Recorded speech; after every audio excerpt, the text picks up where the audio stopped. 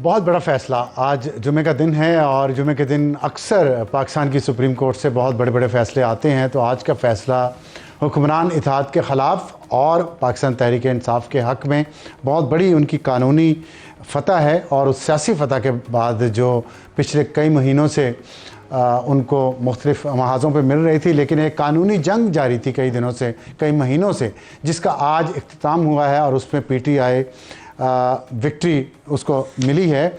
इसमें हुआ ये था कि पिछले साल, बल्कि इस साल के शुरू में, इंतखाबात के बाद, इंतखाबात से पहले बल्कि इलेक्शन कमीशन ने जो एक फ़ैसला दिया, उस फ़ैसले के असरात इलेक्शन के बाद तक आते रहे, जिस पर जो पाकिस्तान तहरीक इंसाफ के आज़ाद मेंबरान थे उनको रिज़र्व सीटों में हिस्सा नहीं मिला।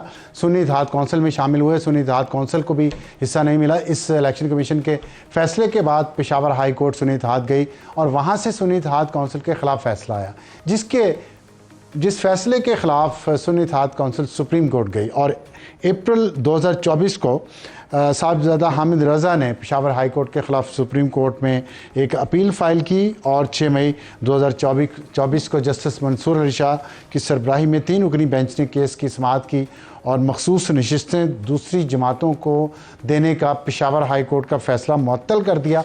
और साथ ही केस जजेस कमेटी को भेजा कि इस पर एक फुल कोर्ट बनाई जाए।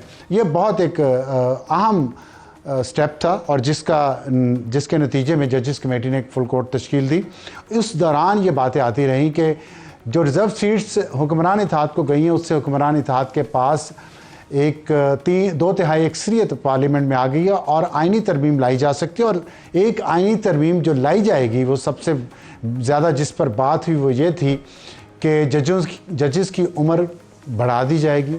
हाई कोर्ट के जजेस की 65 साल रिटायरमेंट की उम्र कर दी जाएगी और सुप्रीम कोर्ट की 68 साल, जिससे जाहिर है काजी फायज़ ईसा साहब जो इस वक्त चीफ जस्टिस हैं उनको फ़ायदा होता। और ये एक ऐसा नैरेटिव बिल्ड किया गया जिसकी वजह से ये बात तकरीबन लोगों के दिलों में और दिमागों में बैठ गई कि ये जो फ़ैसला है, ये जो अदलिया के अंदर पहले हाई कोर्ट का जो फ़ैसला आया और फिर सुप्रीम कोर्ट के जो 3 मेंबर बेंच ने फ़ैसला दिया, ये इसका मकसद 2/3 अक्सरियत ही था ताकि जजेस को और ख़ास तौर पर चीफ जस्टिस काजी फायज़ ईसा को फ़ायदा हो। लेकिन कुछ ही दिनों में चीफ जस्टिस काजी फायज़ ईसा साहब ने ये बात क्लियर कर दी कि अगर कभी कोई ऐसी आइनी तरमीम आए भी तो वो उसका फ़ायदा नहीं उठाएंगे और अपने वक्त पर घर चले जाएंगे। लेकिन आज फ़ैसला आ गया 8-5 से, बहुत वाज़ेह अक्सरियत के साथ PTI के हक़ में फ़ैसला आया। और ये तो 8-5 से तो वाज़ेह अक्सरियत उनके हक़ में फ़ैसला आया, लेकिन 11 जजेस, 13 में से 11 जजेस ने PTI को एक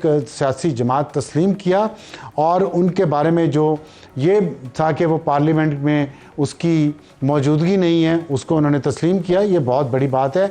और 13 के 13 जजेस ने ये भी तस्लीम किया कि जो इलेक्शन कमीशन ने इंटरप्रिटेशन की है सुप्रीम कोर्ट के बल्ले वाले फ़ैसले की, वो तशरीह इलेक्शन कमीशन की गलत थी। तो ये भी PTI की एक बहुत बड़ी विक्ट्री है। हमें ज्वाइन किया है सेनेटर अली ज़फ़र साहब ने, पार्लियामेंट्री लीडर हैं पाकिस्तान तहरीक इंसाफ के सेनेट में, लेकिन इन तमाम केसेस में वो PTI की तरफ से बहुत ज़्यादा उन्होंने मेहनत की और तमाम केसेस लड़े। ख़ास तौर पे बल्ले के केस में भी वही वकील थे।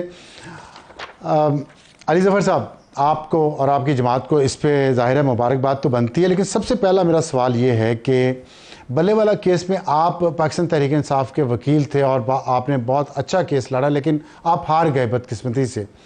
आज सुप्रीम कोर्ट ने यह कहा है कि इलेक्शन कमीशन ने उस बल्ले वाले केस की तशरीह गलत की थी। आप इतने सीनियर और अच्छे लॉयर होने के बावजूद गलत तशरीह को क्यों तस्लीम किया? आप उसके ख़िलाफ़ उसी वक्त सुप्रीम कोर्ट में क्यों नहीं गए?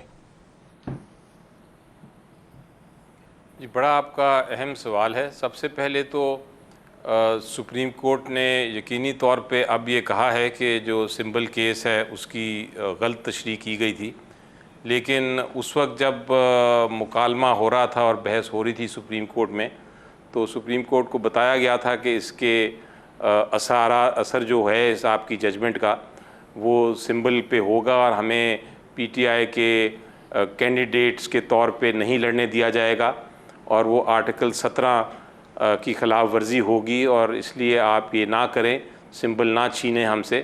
ये लोगों का नुकसान होगा और जमहूरियत का नुकसान होगा। लेकिन सुप्रीम कोर्ट ने उस वक्त जो बेंच था उन्होंने ये बात नहीं की, जब इस जजमेंट पे बात नहीं मानी। लेकिन मुझे याद पड़ता है उन्होंने कहा था कि अगर ऐसा हो तो आप हमारे पास आ जाइएगा। जी, वो कहा तो था, लेकिन उसको लिखा नहीं था अपने फैसले में, सिर्फ ओरली कहा था। और उसके बाद जब उस पर भरपूर तनकीद हुई, इमीडिएटली तनकीद हुई, आप लोगों ने भी की, हम लोगों ने भी की, इंटरनेशनल दुनिया ने भी की। और उसके बाद जब ये 13 बेंच केस चल रहा था तो जो फेलो जजेस थे उन्होंने भी उस पर तनकीद की, उनका भी ये इम्प्रेशन था और उन्होंने भी ये कहा कि ये जजमेंट की वजह से हुआ सारा कुछ।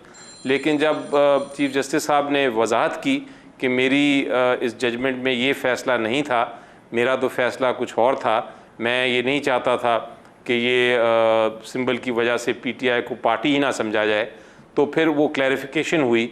और जब वो क्लैरिफिकेशन हुई तो उससे फिर ज़ाहिर हुआ कि ये एक तरह से सुप्रीम कोर्ट ने अपनी जो गलती थी उसको कन्वर्ट करके कह दिया कि वो हमारा ये मकसद नहीं था। लेकिन सवाल ये है कि अगर वर्बली भी उन्होंने कहा था और इन राइटिंग नहीं दिया था, तो क्या ये जो बार बार तनकीद पीटीआई के वकला पे हो रही है और पीटीआई के अंदर से हो रही है कि उन्हें फिर भी, आप एक वकील हैं, खुद सीनियर वकील हैं, क्या हाइंडसाइट में आप नहीं समझते कि आपको उसी वक्त फौरी तौर पे चले जाना चाहिए था सुप्रीम कोर्ट के पास? जनवरी की बात है शायद या फरवरी की। मेरा ख्याल है जो 8 मेंबर बेंच है उसने इसकी वजाहत कर दी है और उन्होंने ये कहा है कि जो कैंडिडेट्स थे वो पहले पीटीआई के बिहाफ पे गए इलेक्शन कमीशन ऑफ पाकिस्तान के पास, लेकिन जब इलेक्शन कमीशन ऑफ पाकिस्तान ने कहा कि हम आपको आज़ाद ट्रीट करेंगे तो मजबूरन उनको एक तरह से ज़बरदस्ती इलेक्शन कमीशन ऑफ पाकिस्तान की वजह से, इलेक्शन कमीशन ऑफ पाकिस्तान के इक़दामात की वजह से उनको सुन्नी इत्तेहाद काउंसिल ज्वाइन करना पड़ा। और वो वक्त इतना कम था, आपको पता नहीं याद होगा कि नहीं, लेकिन कोई शाम को, रात को ये फ़ैसला आया था सुप्रीम कोर्ट का और अगले दिन ही ये सारे मामलात जो थे, जो सारे डिक्लेरेशंस थी और नॉमिनेशंस थी देनी थी। और उस माहौल में अच्छा, कोई वक्त नहीं था कि आप वापस सुप्रीम कोर्ट जाते। तो इसलिए मेरा ख्याल है वो जो जी इस इतना बड़ा जो फैसला आज आया है आपके हक में, इस पे एक एतराज़ जो आपके सियासी और कानूनी मुखालफिन की तरफ से किया जा रहा है कि आइन को दोबारा लिख दिया गया है, री राइटिंग ऑफ द कॉन्स्टिट्यूशन, आप इसको कैसे डिफेंड करेंगे? जी देखें, जो मैंने सुनी है लॉ मिनिस्टर साहब की और जो बाकी लोगों की गुफ्तगू इस पे जो इतराज़ कर रहे हैं इस जजमेंट पे, वो कह ये रहे हैं कि जनाब सुन्नी इत्तेहाद गई थी फ़ैसला लेने अपने हक में। सुन्नी इत्तेहाद का मौक़िफ़ ये था कि हमें ये रिज़र्व सीट्स दी जाएं, पीटीआई नहीं आई थी तो पीटीआई को किस तरह ये सीटें दे दी सुप्रीम कोर्ट ने, वो इसके ऊपर तनकीद कर रहे हैं। लेकिन उसका जवाब उसका बड़ा सिंपल है और वो आइन के मुताबिक जवाब है। वो ये है कि आर्टिकल 187 है आइन का, और आर्टिकल 187 ये कहता है, ये ताकत देता है सुप्रीम कोर्ट को कि वाक़यात को देखते हुए और हाल की सिचुएशन को देखते हुए और माजी की गलतियों को देखते हुए सुप्रीम कोर्ट कंप्लीट जस्टिस कर सकती है, एक ऐसा फ़ैसला कर सकती है जो जिसके तहत इंसाफ मुकम्मल हो जाए और माजी की जो गलती है, इसी को नज़रिया ज़रूरत नहीं कहते, किसी इदारे ने की है उसको नहीं, ये आर्टिकल 187 है। नज़रिया ज़रूरत मुख्तलिफ है। वो तो ये है कि अगर कॉन्स्टिट्यूशन ख़त्म हो जाए और कॉन्स्टिट्यूशन ख़त्म होने के बाद कोई नया मार्शल लॉ आ जाए तो उसको कहा जाता है कि रेवोल्यूशन हो गई। वो मुख्तलिफ इशू है। यहाँ आर्टिकल 187 इस पे जो नज़रिया ज़रूरत की बात कर रहे हैं, वो इसलिए कर रहे हैं कि ये एक पॉपुलर फैसला है, आइनी और कानूनी नहीं है। जी नहीं, ऐसी बात नहीं है। जैसा मैं बता रहा हूँ कि आर्टिकल 187 के तहत अदालत के पास ये ताकत है कि वो कंप्लीट जस्टिस कर सकें, यानी पूरा इंसाफ कर सकें। अब अदालत ने क्या देखा, आर्टिकल 187 के तहत इलेक्शन कमीशन ऑफ कोई और आप एग्जाम्पल दे सकते हैं किसी और केस की 187 के तहत माजी में कि ये हुआ है इस तरह? बहुत सारे केसेस हैं आर्टिकल 187 के तहत, बहुत सारे केसेस हैं, लेकिन ये वाला केस आर्टिकल 187 इस केस में उसको मिल गया। जी, इस केस में रिलीफ इसलिए देना पड़ा आर्टिकल 187 के तहत अदालत को कि अदालत ने ये देखा कि अदालती एक फ़ैसला जो सिंबल केस था उसकी गलत तशरीह करके इलेक्शन कमीशन ऑफ पाकिस्तान ने मजबूर किया कैंडिडेट्स, पीटीआई के कैंडिडेट्स को कि वो सुन्नी इत्तेहाद ज्वाइन करें, और अवाम ये जानती थी, अवाम ने अपना मैंडेट इस्तेमाल किया, अवाम ने ये कहा कि हम जो है वोट करेंगे पीटीआई के कैंडिडेट्स को। उसके बाद जब पीटीआई के कैंडिडेट्स आ गए, वो बेशक सुन्नी इत्तेहाद में आए लेकिन वो थे पीटीआई के कैंडिडेट्स, और उन्हें जब रिज़र्व सीट्स भी उनको नहीं मिली और रिज़र्व सीट्स उन लोगों को दे दी गई जिनका कोई जायज़ इख्तियार नहीं था आइन के तहत। तो ये सारी चीज़ों को देखते हुए अदालत ने कहा कि हम इसमें केस में कंप्लीट जस्टिस करेंगे, हम पूरा इंसाफ करेंगे, और हम जो अवाम का मैंडेट है उसके साथ इंसाफ करते हुए इलेक्शन कमीशन ने जो गलत धांधली की उसको नफ़ी करते हुए हम ये पीटीआई को दे देंगे। लेकिन जो एक एतराज़ इस पे किया जा रहा है आपके मुखालिफिन की तरफ हालात थे, वो ये है कि जिस पीटीआई ने तो रिलीफ मांगा ही नहीं था, तो पीटीआई को रिलीफ कहाँ से मिल गया, कैसे मिल गया? इसकी कोई माजी में कोई मिसाल कोई देंगे कि जहाँ रिलीफ मांगने को गया नहीं है, किसी कोई पटिशनर नहीं है लेकिन उसको रिलीफ मिल गया, इसकी कोई मिसाल माजी से? जी देखिए, इसकी मिसालें काफ़ी सारी हैं, लेकिन ये मुनफरिद हालात थे। ऐसी कोई मिसाल आपको नहीं मिलेगी यकीनी तौर पे। ये पहला केस था इस किस्म का, क्योंकि ऐसे से पहले कभी रिज़र्व सीट्स का मामला आया ही नहीं। तो ऐसी मिसाल आपको नहीं मिलेगी कि रिज़र्व सीट्स किसी को दे दी गई हों। लेकिन ऐसा हुआ भी कभी नहीं कि किसी भी इलेक्शन कमीशन ऑफ पाकिस्तान ने रिज़र्व सीट्स उन लोगों को दे दी हों जो आइन के मुताबिक जो अपनी ठीक है। लेकिन एक बात आपसे पूछना चाहता हूँ, क्योंकि आप बहुत सीनियर लॉयर हैं, कि इस केस की हेयरिंग के दौरान बार बार ये बात आई कि पीटीआई इसमें क्यों नहीं पार्टी बनती, तो उस दौरान भी पीटीआई ने क्यों नहीं फैसला किया कि वो पार्टी बन जाए? कोई वकील उनकी तरफ से पेश नहीं हुआ, किसी ने उनकी तरफ से केस आर्ग्यू नहीं किया।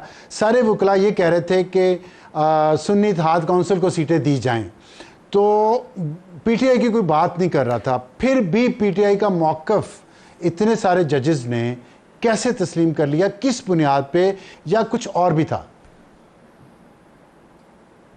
जी मेरी नज़र में आप ये दुरुस्त फरमा रहे हैं कि पीटीआई तो वहाँ नहीं थी और पीटीआई ने इस्तदा नहीं की, लेकिन आपको जब ये हेयरिंग हो रही थी तो आपको याद है कि जज साहिबान अज़ खुद बार बार जिक्र करते रहे कि हम ये फ़ैसला करना चाहते हैं किसी पॉलिटिकल पार्टी को मद्देनज़र रखते हुए नहीं, हम ये फ़ैसला करना चाहते हैं कि अवाम ने वोट किसको दिया था, और हम ये अपनी आंखें बंद नहीं कर सकते। जो वाक़यात हुए उनको हम भी जानते हैं और सब ने देखा, सुना और समझा, और हम उस समझ बूझ के मुताबिक हम ये अवाम का जो मैंडेट है उसको ज़ाया नहीं कर सकते टेक्निकलिटी पे कि ये पीटीआई नहीं आई या पीटीआई ने इस्तदा नहीं की। हम ये टेक्निकल केस नहीं है, ये एक जमहूरियत का केस है, ये आइन में लोगों ने जो मैंडेट दिया उनका केस है, और ये उन औरतों का केस है और उन माइनॉरिटी के लोगों का केस है जिनका हक बनता है कि वो किसी पॉलिटिकल पार्टी को रिप्रेजेंट करें। तो हम उसको उस एंगल से देखेंगे और टेक्निकलिटी छोड़ देंगे। तो मेरा ख्याल है ये एक मुनफरिद हालात का केस था, और अगर आप वो शॉर्ट ऑर्डर पढ़ें। ठीक है। सुन्नी इत्तेहाद काउंसिल जो है अब वो पार्लियामेंटी जमात नहीं रही, क्योंकि उनके तो सारे मेंबरान जो 41 हैं उनकी तो लिस्ट भी नथी कर दी है सुप्रीम कोर्ट ने अपने डिसीजन में, जिनके बारे में इलेक्शन कमीशन फ़ैसला करेगा कि अगर वो पीटीआई में जाना चाहते हैं, हल्फिया बयान देते हैं। तो अब जो सुन्नी इत्तेहाद काउंसिल है वो पार्लियामेंटी जमात तो नहीं रही ना कानूनी तौर पे? जी इसके बाद पार्लियामेंट्री जमात तो नहीं रहेगी, और यकीनी तौर पे जो लोग पीटीआई को ज्वाइन कर जाएंगे वो फिर पीटीआई को एक तरह से पार्लियामेंट्री जमात वापस बना दिया है। मेरी नज़र में पीटीआई वैसे तो अब आप क्या समझते हैं कि इलेक्शन कमीशन इस स्टेज पे भी, क्योंकि इलेक्शन कमीशन ने भी एक स्टेटमेंट जारी की है और उन्होंने कहा है कि उन्होंने इस फैसले की मुखालफत की है, तो क्या आपके ख्याल में अभी इस वक्त इलेक्शन कमीशन के पास कुछ ऐसे ट्रिक्स हैं कि आपके इस रास्ते में मज़ीद रुकावटें वो खड़ी कर सकते हैं? आपको ऐसा कोई ख़तरा महसूस हो रहा है इतने वाज़े फैसले के बावजूद? मेरा ख्याल है कि सुप्रीम कोर्ट ऑफ पाकिस्तान को ये ख़दशा था, जो मेजॉरिटी ने जो जजमेंट लिखी है उसमें जो 8-9 नुकात डाले हैं, उनको ये पता था कि हो सकता है इलेक्शन कमीशन ऑफ पाकिस्तान इस जजमेंट की इम्प्लीमेंटेशन में कोई मुदाखलत करे या कोई कदगन डाले। तो उसके लिए उन्होंने बड़ा क्लियरिटी से कह दिया है कि क्या तरीक़ेकार होगा, किस तरह लोग पहले इजाज़त लेंगे पीटीआई से और उसके बाद एक ठीक अपनी है, डिक्लेरेशंस और फॉर्म्स डाले गए। तो आप समझते हैं कि इलेक्शन कमीशन का तो अब रोल कोई रहा नहीं इसमें, अब वो 41 जो है वो पीटीआई के ही मेंबरान के सफर होंगे। जी बिल्कुल, कोई इसमें शक नहीं छोड़ा अदालत ने। ठीक है, आखिरी सवाल मैं आपसे ये पूछना चाहता हूँ, सियासी है। जी जी, उमर अयूब साहब और हामिद रज़ा साहब ने चीफ इलेक्शन कमिश्नर और 4 अरकान के इस्तीफ़े का मुतालबा किया है। अब इस फैसले के बाद आप समझते हैं ये जस्टिफाइड है? यकीनी तौर पे जस्टिफाइड है जी। उसकी वजह मैं आपको बताता हूँ।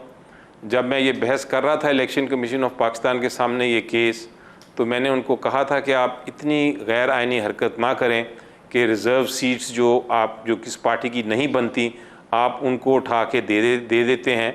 आपका काम है फ्री एंड फेयर इलेक्शन करना, और आप अगर एक जमात के ख़िलाफ़ एक्शन लेंगे और दूसरी जमातों को फेवर करेंगे तो आपका जो एक रोल है आइन में, जो ज़िम्मेदारी है, उसकी नफ़ी होगी और आपके ख़िलाफ़ एक्शन भी हो सकता है। लेकिन उस वक्त इलेक्शन कमीशन ऑफ पाकिस्तान अपने जोर में था, उन्होंने नहीं माना। मेरी नज़र में अब चूँकि सुप्रीम कोर्ट ने स्टैम्प कर दिया है। जी देखें, बड़ा फ़र्क।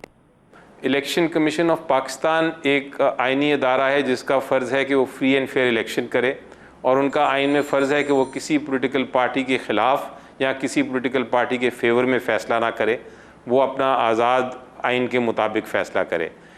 ये रोल उनका है, और अगर वो उसकी नफ़ी करते हैं तो फिर उनके ख़िलाफ़ एक्शन हो सकता है, क्योंकि वो अपनी आइनी ज़िम्मेदारी नहीं निभा रहे। जहाँ तक हाई कोर्ट और सुप्रीम कोर्ट के जजेस का है, उन्होंने तो फ़ैसला करना होता है कि ये जो फ़ैसला किया है ये दुरुस्त है कि गलत है। इसलिए उनका ये काम फ्री एंड फेयर इलेक्शन कराने का नहीं है। फ्री एंड फेयर इलेक्शन कराने की ज़िम्मेदारी जो है वो सिर्फ़ और सिर्फ इलेक्शन कमीशन ऑफ पाकिस्तान की है, और अगर वो ज़िम्मेदारी में नाकाम होते हैं, बल्कि नज़र आ जाता है कि वो किसी पॉलिटिकल पार्टी को फेवर कर रहे हैं और किसी के अगेंस्ट जा रहे हैं, तो फिर उनके ख़िलाफ़ एक्शन हो सकता है। शुक्रिया अली ज़फ़र साहब हमसे बात करने का। प्रोग्राम जारी रखते हैं। हमें ज्वाइन किया है फवाद चौधरी साहब ने, जो पाकिस्तान तहरीक इंसाफ के वफाकी वज़ीर भी रह चुके हैं, सीनियर लीडरान में से रह चुके हैं, सेक्रेटरी इंफॉर्मेशन, वज़ीर इत्तलात, लेकिन आजकल वो उनका दिल पाकिस्तान तहरीक इंसाफ के साथ है, दिमाग भी है, लेकिन वो ख़ुद पाकिस्तान तहरीक इंसाफ उनके साथ है या नहीं है, और जो आज फ़ैसला आया है, इन तमाम चीज़ों पर बात करेंगे। फवाद साहब, बहुत शुक्रिया आप तशरीफ़ ले आए।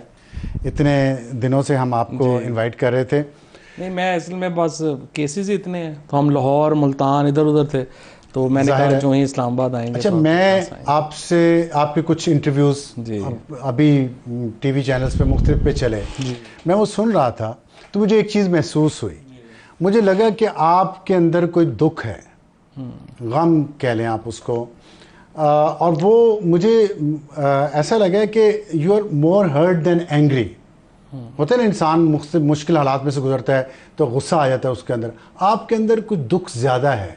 मैं ये जानना चाहता हूँ, और हमारे ज़ाहिर है देखने वाले भी जानना चाहते हैं, आपका ये दुख ज़ाती जो है या जो सियासी है इस मुल्क के साथ जो हो रहा है, जो हालात है हमारे, उसको शेयर करेंगे कि ज़ाती दुख कितना है, सियासी दुख कितना है, मुआशरती दुख कितना? नहीं, जाहिर है जी, कोई देखिए, हमारा तो प्रॉब्लम है ना, हमारा ना बाहर तो हमारा साइकिल भी नहीं है अपना, हमारा तो सब कुछ ही पाकिस्तान के साथ है। पाकिस्तान में जो है वो हमारी उम्र बीती है और अगली उम्र भी यही बीतनी है, और जो कुछ हुआ है पाकिस्तान में, जिस तरह की बर्बरियत, फस्तायत जो आपने यहाँ पे देखी है, आप भी यहाँ पे ही रहे हैं, आप बाहर नहीं चले गए, और हमारे साथ भी जो हुआ वो भी आपको पता ही है, जैसे हुआ मामला हुआ, तो जाहिर है इसका दुख भी बहुत है और फिक्र भी बहुत है कि आगे कैसे चलेगा मामला, और कैसे हम इस सोचा आपने आगे कैसे चलेगा इस दुख को?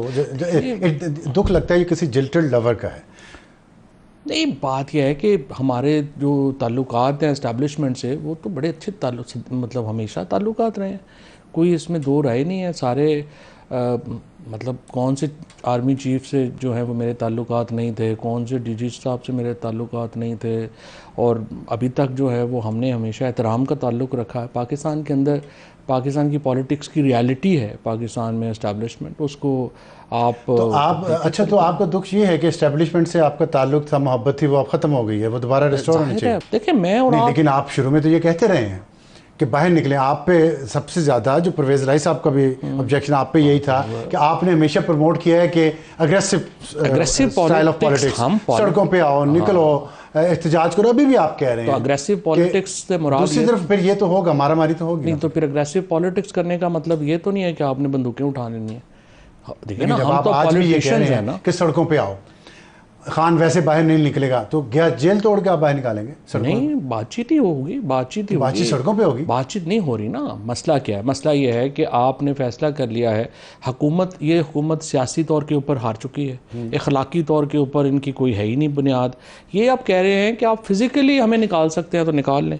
अब आपने एक तहरीक का एक, आप समझिए कि एक आपने बैकअप तो बनाना है। तो आपने बातचीत कब होगी? अगर हुकूमत ये कह रही तो हमें फिजिकली निकाल सकते हो तो निकाल लो। आज जो फैसला आया है जी, इसमें पीटीआई की सीटें बढ़ गई, पीटीआई की 109 हो गई हैं और सिंगल लार्जेस्ट पार्टी बन गई है पार्लियामेंट नहीं, ये 92 प्लस हो गई ना, 15 114 हो गई और प्लस एक वो क्यू वाला जो गलती उधर ज़बरदस्ती है इन्होंने धकेला था, थोड़ा वो आ सा जाएगा। फिगर वेरी करता है, कोई कहीं से ले रहा है, कोई कहीं से। लेकिन बहरहाल ये बात तय है कि सिंगल लार्जेस्ट पार्टी पीटीआई बन गई है। बन गई तो क्या अब आपके ख्याल में पीटीआई को, आप पीटीआई में हैं वैसे? बिल्कुल, क्यों नहीं। तो आपकी जमात जो है वो पार्लियामेंट के जरिए कोई तब्दीली लाने की कोशिश करेगी, अदम एतमाद या लेकिन अब इसके बाद सबसे इंपॉर्टेंट क्या है? नंबर गेम, क्योंकि पार्लियामेंट में तो नंबर चलने हैं और वो फॉर्म 45 और 47 के जो इश्यूज हैं, आप तो देखें ना, वहाँ 50 जो हैं वो इस वक्त पटिशंस हैं, एडवांस स्टेज के ऊपर हैं।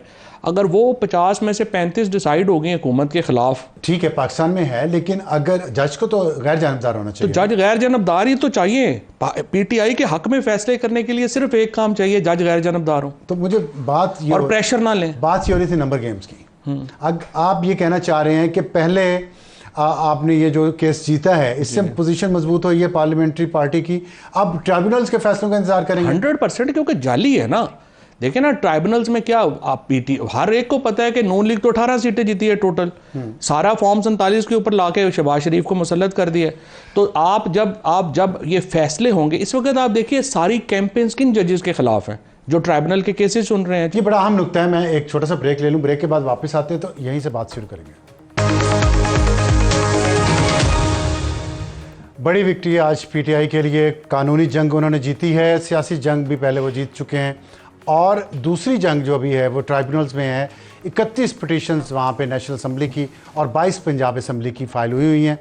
उनमें से अगर कुछ का फैसला भी पीटीआई के हक में आता है, 15 का भी, तो नंबर गेम जो है वो बहुत बदल जाएगी। और इस पर हम बात करें फवाद चौधरी से, तो नंबर पे मैं डिफरेंस है मेरा मुझे जो पता चल रहा है कि वो 55 के करीब है। 55 के करीब अगर हैं तो देखते हैं। खैर बट जो भी है 35 ले लो, आप यही कर लें। आप उसमें से 15-20 भी अगर जीत गए तो 20 भी जीत गए तो नंबर खत्म हो जाएगा। लेकिन फिर भी पीपल्स पार्टी जो है, आप समझते हैं कि मुस्तकबिल में पीटीआई और पीपल्स पार्टी का इत्तेहाद हो सकता है? अब साथ साथ वैसे मैं पर्सनली तो बड़ा हैरान हूँ पीटीआई की जो भी पॉलिटिकल बना रहा है स्ट्रेटजी। देखिए ना, पीपल्स पार्टी को उतना ही नुकसान हुआ है इन इलेक्शंस में जितना पीटीआई को हुआ है। क्यों? पीटीआई नंबर 1 पार्टी थी और पीपल्स पार्टी नंबर 2 सबसे बड़ी पार्टी थी इस पार्लियामेंट में। उन्होंने एक सदारत और 2 गवर्नरियां लेने के लिए बिलावल भुट्टो को मेन लीडर ऑफ अपोजिशन नहीं बनने दिया। अगर आज वो फॉर्म 47 पे ना आते तो इसका मतलब था कि पीपल्स पार्टी पीटीआई हुकूमत बनाती और अपोजिशन जो थी वो बिलावल कर रहे होते। नून लीग तो आउट हो गई थी इलेक्शन। बिलावल ने तो परसों खान साहब के खिलाफ बयान दिए। तो मैं कह रहा हूँ ना, वो अपोजिशन करते ना। फॉर्म 47 की अगर सपोर्ट ना करते आसफ जरदारी और बिलावल भुट्टो, तो आज मेन अपोजिशन पार्टी पाकिस्तान की कौन होती? पीपल्स पार्टी होती।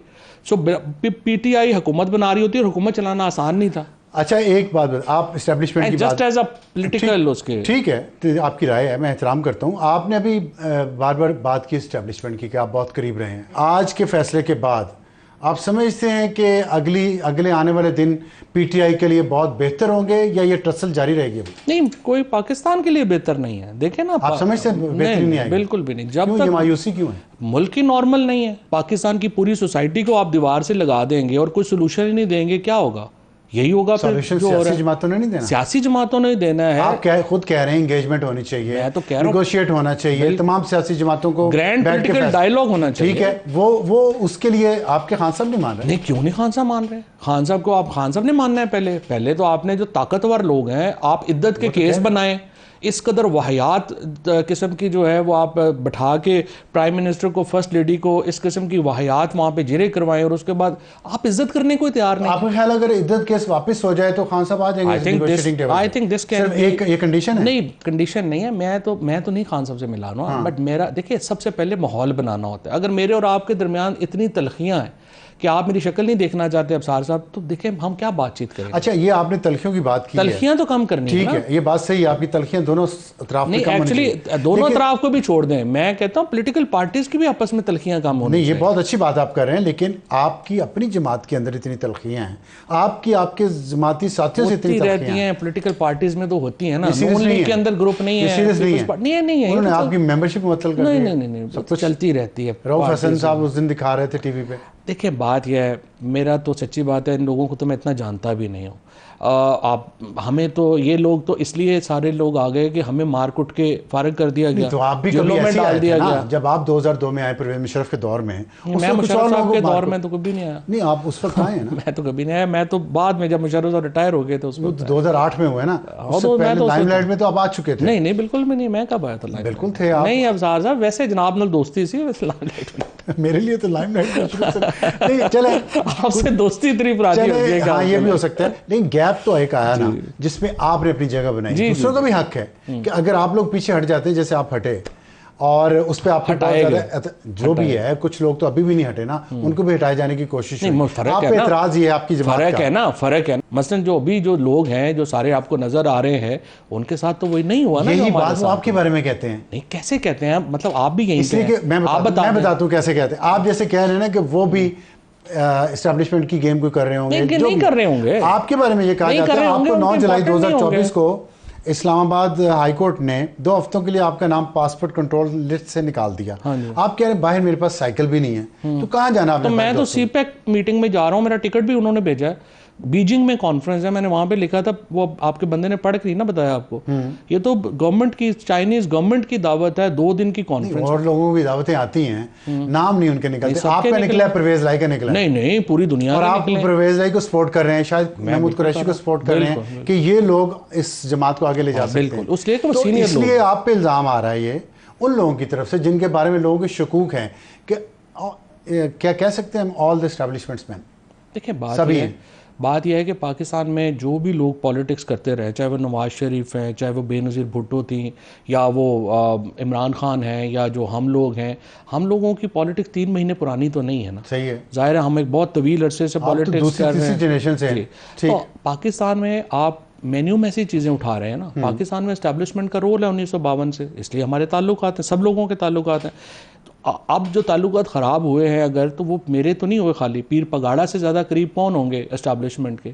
शेख रशीद से ज़्यादा करीब कौन होंगे एस्टैब्लिशमेंट के? शाह महमूद कुरैशी साहब से ज़्यादा कौन होगा एस्टैब्लिशमेंट के? चौधरी परवेज़ लाई से ज़्यादा कौन होगा एस्टैब्लिशमेंट के? सो एक पूरी टुकड़ा था जो कि अब नहीं रहा। उनको बेहतर पता होगा कि हम यूटिलिटी नहीं रही, फारिग कर दिया। जिस तरह आप कह रहे हैं, लोग चले जाते हैं, नए लोग आ जाते हैं। ये तज़ीक अमेज़ नहीं, यूटिलिटी नहीं रही, फारिग कर दिया ना, इसलिए नहीं। तो इसलिए तो सियासी जमातों को कहा जाता है ना कि आप अपनी फंक्शनिंग बेहतर करें, देखें अपनी परफॉर्मेंस बेहतर करें, कैपेबिलिटी बेहतर करें। कैसे बैकग्राउंड है, कैसे लड़ते रहेंगे तो कैसे नहीं, उसकी एक वजह है। मैं आपको बताऊं, 52-53 से पाकिस्तान था एक सिक्योरिटी स्टेट। पहले वो अपना कोरियन वॉर शुरू हो गई, फिर वियतनाम वॉर शुरू हो गई, फिर अफगान वॉर शुरू हो गई। पहली दफ़ा पाकिस्तान के अंदर अब आपको अपने इकॉनमी अपने पाँव पे खड़ी होनी है। पाकिस्तान को नॉर्मल कंट्री अब बनना ही बनना है। ये पॉलिटिकल पार्टीज और एस्टैब्लिशमेंट, ये आपकी विशफुल थिंकिंग है या उसकी वजह है? मैं आपको बता रहा हूँ। आप ये देखें, जैसा आपने कहा, हम तो 100 साल से इलेक्शन लड़ रहे हैं, कभी सोचा ही नहीं था कि औरतों से अलहदा वोट मांगने पड़ने हैं। जो बच्चे क्रिकेट खेल रहे हैं बाहर, वो अलहदा अपनी मर्जी से वो कहेंगे हमने अब्बा जी आपने वोट देनी है, दे दें, हम अपनी वोट को देंगे। पॉइंट मेरा सिर्फ पॉइंट, ये जो पाकिस्तान किनशिप से इंडिविजुअलिज्म की तरफ चला गया है, और दूसरा इस इलाके में वॉर खत्म हो गई है। अब आपने पाकिस्तान को एक नॉर्मल मुल्क बनाना है। पाकिस्तान की पॉलिटिकल पार्टीज को इख्तियार बढ़ाना पड़ेगा। जब उससे पहले तो हमें ज़रूरत ही नहीं ना पड़ी, बाहर से पैसे आ जाते थे हम। ठीक, आप 90 तक उठा के देख लें, हर इंडिकेटर में हम इंडिया से आ गए हैं। ठीक है, लेकिन जो इस वक्त सूरत हाल है, जो आपने भी कहा कि अभी मुझे अब हालात बेहतर होते नहीं लग रहे। ये तो पर्सनल तलखी है ना। नहीं, मैं पर्सनल आपकी ज़ाती उसकी पार्टी की बात नहीं कर रहा। जो 2 ग्रुप्स हैं इस वक्त, जो 2 पावर सेंटर्स हैं, एक तरफ PTI है, एक तरफ हुक्मरान इत्तेहाद है, ये समझ जाएंगे आपके ख्याल में ये बात? और समझनी पड़ेगी ना, पैसे नहीं है। कॉमन ग्राउंड क्यों नहीं है? पैसे नहीं है ना, तो पैसे नहीं तो कॉमन ग्राउंड किधर है? कॉमन ग्राउंड बनने मजबूरी बनाती है ना। कहाँ बन इससे ज्यादा क्या मजबूरी होगी? देखिए मैं आपकी इससे ज्यादा मजबूरी क्या पहली बात तो ये है कि मैं तो आपकी बात से एग्री कर रहा हूँ कि तलखियाँ ज़्यादा है, लेकिन मैं आपसे ये कह रहा हूँ कि हमारे पास दो ऑप्शंस हैं, या तो हम तलखियाँ रख लें और मुल्क को डुबो दें, या हम तलखियाँ कम कर लें और मुल्क को नॉर्मलाइज कर लें। आप इतने ऑप्टिमिस्टिक क्यों है कि बन जाएगी? इसलिए कि ये इकोनॉमिक रियलिटी और सोशल होता क्या है, अब ज़्यादा सिर्फ हमेशा सोशल चेंज पहले आती है, पॉलिटिकल चेंज उसको फॉलो करती है। जिस तरह से इंडस्ट्रियल रेवोल्यूशन आया था ना, तो एक पूरा यूरोप जो है वो किनशिप से इंडिविजुअलिज्म की तरफ चला गया। पाकिस्तान के अंदर जो इस वक्त ये नून लीग क्यों राउट हुई है, मरियम नवाज जब वोट को इज्जत दो के ऊपर थी, तो क्यों मरियम नवाज के लीडर थी ना वो, अगर मरियम नवाज 6 महीने और उसके ऊपर रख लेती, वो ले दे गई थी, लेकिन उन्होंने अनफॉर्चुनेटली अपना नैरेटिव खो दिया, वो दूसरी तरफ चली गई। और उसके नतीजे में क्या हुआ है कि नून लीग राउट हो गई है। अब नून लीग में एवरेज जो आपका लीडर है वो 75 साल का है, वोटर एवरेज 18 साल। आपको अल्टीमेटली पाकिस्तान को नॉर्मलाइज अगर करना है तो कॉन्स्टिट्यूशन को प्रिवेल कराना पड़ेगा। कहना चाहते हैं कि एस्टेब्लिशमेंट ही कदम पीछे लेके जाएगी, इमरान खान को भी लेके जाना पड़ेगा। फॉर एग्जाम्पल देखिए ना, फॉर एग्जाम्पल एक बहुत बड़े जो मेन एक झगड़ा जिस पे है, सोशल मीडिया अकाउंट्स हैं, वो बाहर बैठे हुए हैं, उन्होंने एक कैंपेन बनाई हुई है कि पाकिस्तान के लोग और फौज आपस में लड़ पड़े। देखें ये सपोर्ट नहीं कर सकती पीटीआई और इमरान खान इन्हें, और उसको वेस्टिफोरियसली उन लोगों को अपने आप को डिस्टेंस करना पड़ेगा। सोशल मीडिया को क्या पाकिस्तान के खिलाफ झूठ बोलना बंद कर दें और यहाँ से उन्हें इक़्तिदार पेश कर दिया जाएगा? नहीं, ये इक़्तिदार पेश नहीं करना आपने। आप पाकिस्तान के इक़्तिदार को पाकिस्तान के अवाम पे छोड़ दें। Let the people of Pakistan. अगर फर्ज करें ये कोई कॉमन ग्राउंड बनती है, बन जाएगी। ये पार्लियामेंट जो अभी जो स्ट्रेंथ है, पॉलिटिकल स्ट्रेंथ, जिस तरह जो पार्टी पोजीशन बन रही है, इसमें खान साहब इस पार्लियामेंट को चलने देंगे बाहर आके? ये तो डिटेल्स है ना, पहले तो इंपॉर्टेंट डिटेल है। देखें इसमें मैं तो अभी कह नहीं ना सकते, मैं और आप ये डिस्कशन करें, डिटेल आप डिटेल को छोड़ देते हैं। बताएं कि फाउंडेशनल स्टोन फाउंडेशन तो देखिए कोई रखा गया है, फाउंडेशन सिर्फ ये करे ना, इमरान खान को आपको स्पेस देनी पड़ेगी ना पॉलिटिकल।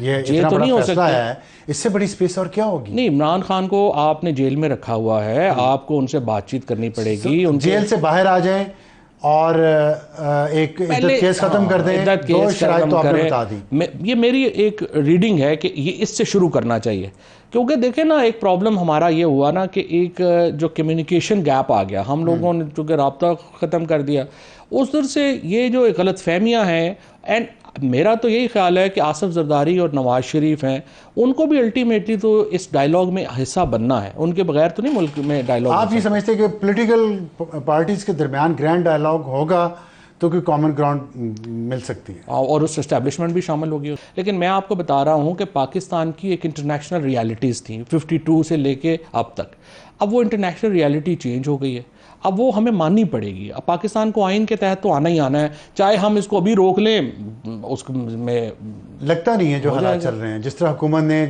आप डिगिंग इट्स हील, वो कह रहे हैं हम रिव्यू में जाएंगे और बहुत सारे लूपहोल्स बता रहे हैं। कोई पता नहीं इनको, रिव्यू में जा ही नहीं सकते। 17-13 जजेस के खिलाफ अपील पे आप रिव्यू में कहाँ जाते हैं? तो पता नहीं कौन अहमद कह रहा है। नहीं, कोई नहीं जाते। गुजरान ने प्रेस कॉन्फ्रेंस नहीं, कोई नहीं जाएंगे। अहमद कह रहे हैं फिर वो एक नई लड़ाई शुरू हो जाएगी। नहीं, वो मतलब नहीं जाएंगे, रिव्यू में नहीं जा सकते। आजम तारड़ जो है, खान साहब को बाहर आता कब तक? आजम ने कहा है कि हमने खान साहब को बाहर आता कब तक देख रहे हैं आप? इमरान खान को अपने केसेस की वजह से थोड़ा अंदर है, सियासत की वजह से अंदर। कब तक आप आता बाहर? जो ही सियासत नॉर्मलाइज है, ये जो लोग बाहर हैं पार्टी के, उसे ले आएंगे?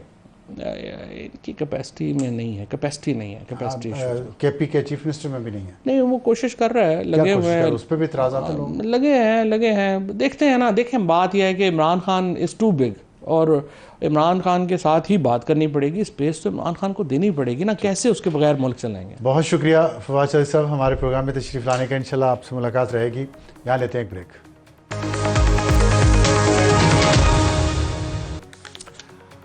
आज का बहुत अहम फैसला सुप्रीम कोर्ट का, और इसके असरात पाकिस्तान की आने वाली सियासत पे क्या होंगे, इस पर हम थोड़ी सी बात करेंगे अपने इस एडिटोरियल में। और जो इस वक्त तक सूरत हाल सामने आई है, उसमें पीटीआई की नशिस्तें इस वक्त कौमी असम्बली में सबसे ज़्यादा हो चुकी हैं, और वो सबसे ज़्यादा नशिस्तें रखने वाली पार्टी, सियासी पार्टी बन चुकी है। और अगर ट्राइब्यूनल्स में उनके जितने भी केसेस हैं जिस पे ज़ाहिर नंबर वेरी कर रहा है। बाज़ लोग, हमारे रिसर्च के मुताबिक 31 हैं नेशनल असम्बली की और 22 हैं प्रोविंशियल असम्बली पंजाब की। तो अगर 31 में वो 15 भी जीते हैं तो वो उनके पास इतनी सीटें आ जाएंगी कि वो दूसरे इत्तेहादी जमातें जैसा कि जमीयत उलमा इस्लाम हैं या और छोटी जमातें हैं और हो सकते हैं MQM भी, उनको मिलाकर एक मज़ीद मेजॉरिटी पार्टी बनने की कोशिश करें और सेंटर में हुकूमत लेने की कोशिश करें। क्योंकि PTI का इस वक्त तक जो मकसद है वो यही लग रहा है कि वो खान साहब को किसी तरीके से बाहर लाना चाहते हैं और पार्लियामेंट्री जो उनकी स्ट्रेंथ बढ़ी है उससे इनको ये फ़ायदा होगा। लेकिन इशू ये है कि दूसरी तरफ हुकूमत भी इतनी आसानी से मेरा ख्याल है कि इस फैसले को हज़म नहीं कर पाएगी। पिसेंगे तो पाकिस्तान के अवाम जो पिस रहे हैं महंगाई में, बेरोज़गारी में, गुर्बत में, और यहाँ पे जो माशी बदहाली और उसका कोई अंजाम हमें नज़र नहीं आ रहा। कर्ज़ के नीचे हमारी मईशत सिसक रही है। हमें बैरूनी सरमायाकारी की शदीद ज़रूरत है। जो मुकामी सरमायाकार है उसका कॉन्फिडेंस बहाल करने की ज़रूरत है। लेकिन ये सब कुछ नहीं हो पा रहा क्योंकि बेयकीनी इतनी है, अदम इस्तेहकाम इतना है कि सारे मसाइल हल होने का नाम नहीं ले रहे। इसलिए आज के सुप्रीम कोर्ट के इस फैसले के बाद स्टॉक मार्केट अचानक क्रैश कर गई क्योंकि अदम इस्तेहकाम पड़ गया कि अगर PTI इक़्तिदार में आई तो क्या होगा। नून लीग को ये समझने की ज़रूरत है कि पहले वो सियासी लड़ाई हार गई और आज वो कानूनी जंग भी हार गई। और सियासी लड़ाई हारने का आगाज़ PTI ने उस वक्त से किया जब उन्होंने आज से 2 साल पहले अदम एतमाद की तहरीक पीपल्स पार्टी से और JUI से मिलकर खान साहब के ख़िलाफ़ लाए। तब खान साहब की मकबूलियत बिल्कुल ज़ीरो थी। तमाम बाई इलेक्शंस मुस्लिम लीग नून जीत रही थी, यहाँ तक कि KP में भी मुस्लिम लीग नून जीत रही थी। लेकिन उस अदम एतमाद के बाद फिर खान साहब ने मजलूमियत का कार्ड इस्तेमाल किया, पॉपुलैरिटी ली, और आज खान साहब ने इलेक्शंस में भी इस के बावजूद कि उनके पास बल्ले का निशान नहीं था, उन्होंने सबसे ज़्यादा सीटें लीं। और आखिरी बात ये नून लीग को समझनी है कि सियासी जंग हार गए हैं और अब वो कानूनी जंग भी हार गए हैं, तो क्या अब भी अपनी सियासत बेहतर कर सकते हैं कि नहीं कर सकते। आखिरी बात जो है वो ये साबित हुआ आज कि इंसाफ की देवी अंधी नहीं होती। लेकिन ये कोई बहुत सेहतमंदाना रुझान नहीं है, हकीकत है, कबूल करें और अगली स्ट्रेटजी बनाएं। अल्लाह करे कि पाकिस्तान के अवाम के लिए अगली स्ट्रेटजी बने। Good night.